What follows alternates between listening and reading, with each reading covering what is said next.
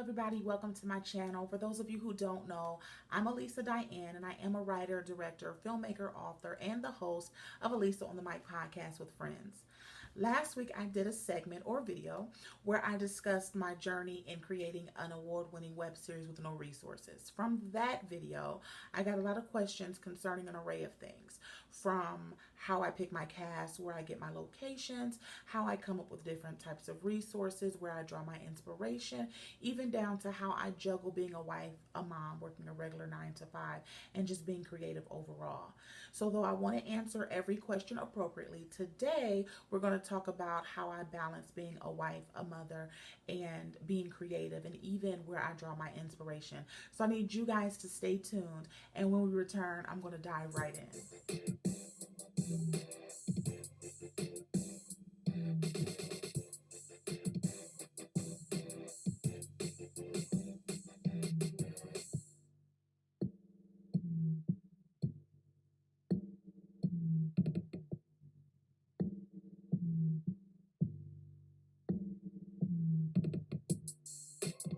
Hey, hey, hey. So, today we're going to be talking about how I balance working a 9 to 5, a husband, children, and just being creative, even how I push through writer's block and where I draw my inspiration.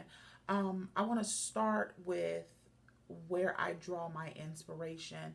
Um, Being a writer, a lot of times, and I'm sure for those who are watching who are writers or creatives in any form, I'm sure you guys understand it when I say life is inspiration. So, no matter what's going on around me, no matter what's happening, whether it's good, bad, or indifferent, all of that sort of kind of pushes my creativity, it fuels my creativity, and it gives me that thing to write about. So if I'm trying to create a character that is full of drama or a nemesis or something that's even a protagonist, if you will, if there's something going on in the world or in my friends' lives or in my own life, that's what's going to fuel that type of character.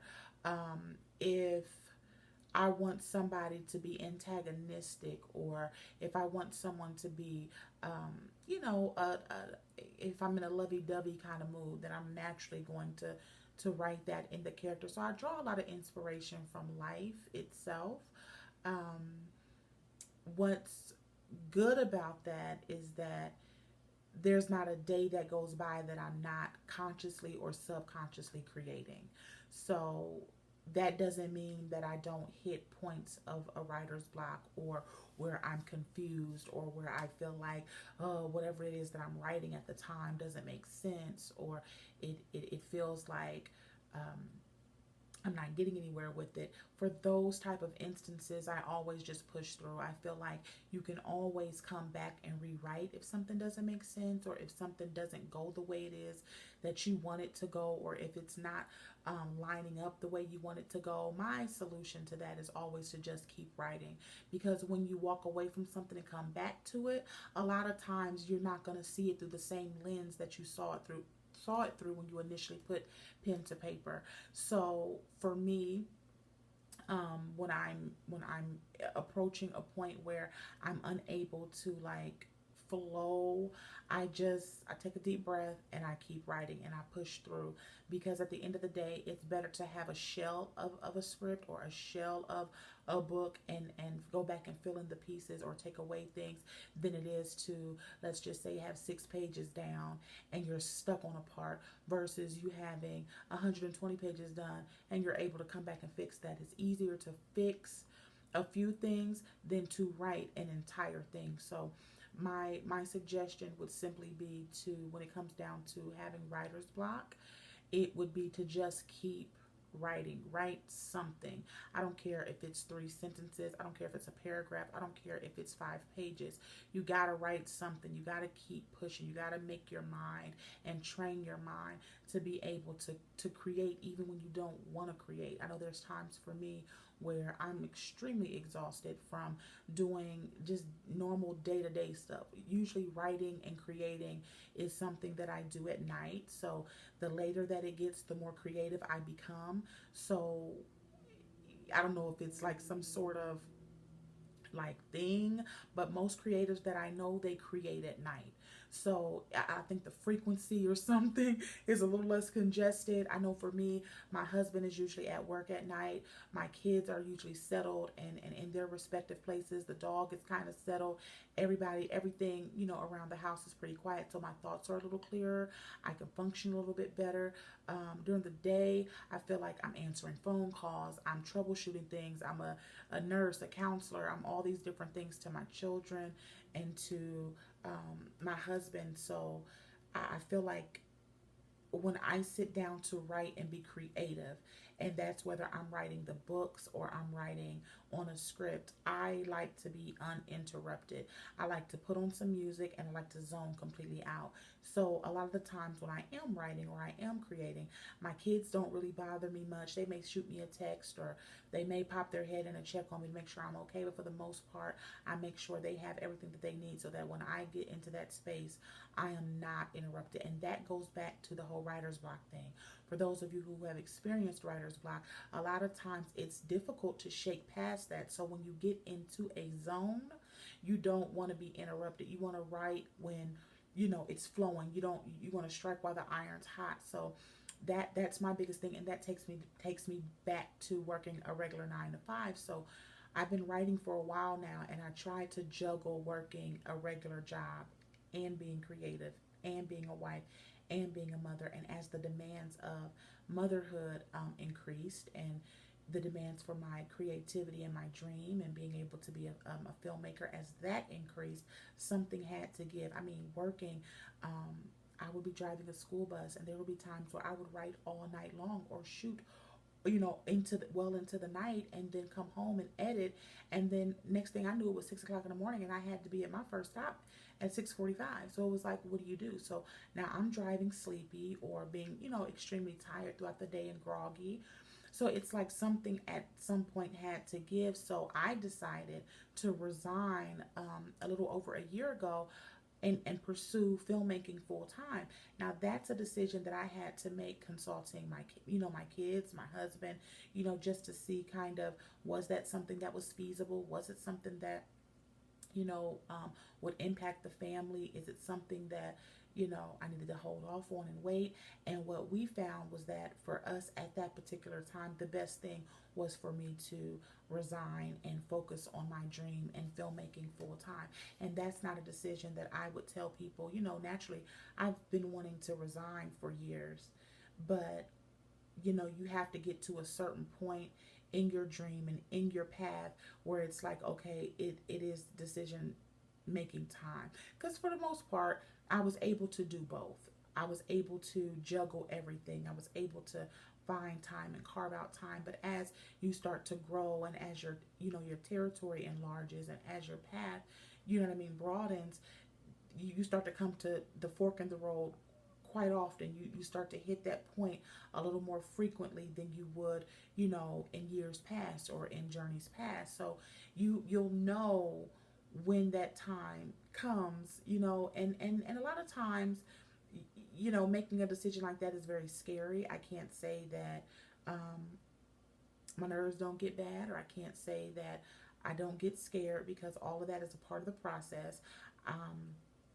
But at some point you have to jump and see, because I'm the kind of person where if it doesn't work out, you can always go back to what which is a regular 9 to 5. But I would much rather jump and try and see than to never have done it and always wondered what would have happened. And so that was the decision, again, that was best for me and my family at that time. But juggling and balancing is a very hard act. And for most of us who do it, it's not something that you can really explain. It's just something that you do. There are plenty of days that I just want to go hit the set. But I feel like for as much time as I'm giving other people, I have to give to myself and to my dream. So if I'm giving a job, a 9 to 5, 8 hours, then I got to put in 8 hours for, my dream, however those 8 hours come out. Because even if, the skies don't open up and what it is I'm pursuing doesn't come in that way that I'm looking, the bottom line is you have to reap where you sow. So if I'm sewing into my vision and I'm investing into my craft and I'm putting out product and I'm putting out things, the bottom line is at some point I have to reap, but I can't reap somewhere that I haven't sown. So that goes for all of us. A lot of times we can get discouraged doing, filmmaking and writing and feeling like, okay, we're just spinning our wheels, or, when is this going to happen and how long is it going to take? And, people are saying that I'm really good at what I do, but, the money doesn't reflect that. And you can go down a long list of things that can be problematic when you're trying to follow your dream, but you can't despise humble and small beginnings, because the bottom line is where you sow, you will reap. So you're going to get a harvest. You're going to see the fruit of what you're doing at some point. We don't know when that is. We just have to keep tilling that ground until the harvest starts to sprout. And so all we can do is do what we can do, which is activate that gift. So I would encourage anybody who's out there, mothers, grandmothers, aunties, sisters, whatever, fathers, dads, uncles, grandpa, whoever has a dream, whether it's writing, whether it's filmmaking, whether it's having your own book, whether it's having your own CD.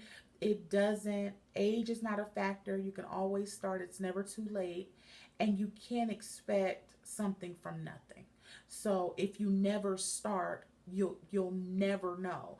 But if you put it out there and you put your dreams and your aspirations and you say, you know what, I'm going to go out here and I'm going to write this book, and I don't care, what happens, I'm going to put it out there.